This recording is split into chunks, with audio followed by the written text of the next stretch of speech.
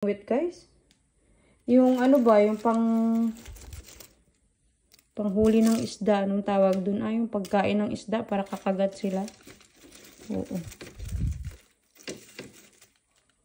Kasi lalo na yung mga ano, yung every time yan guys, nilalagay ko na siya sa bote dito sa loob.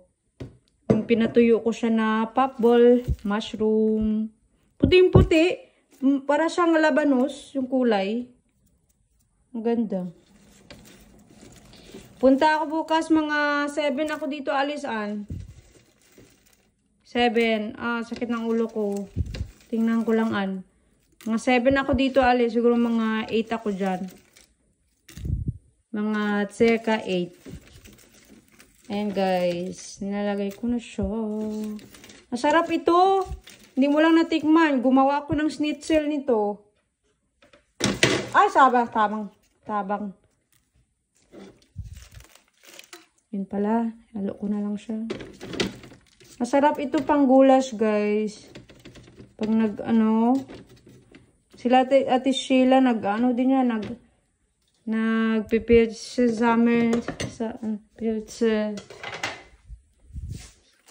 hunting din sila.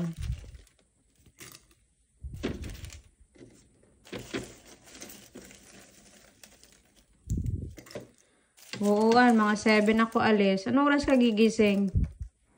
Gisingin kita ng maaga. Ayan guys.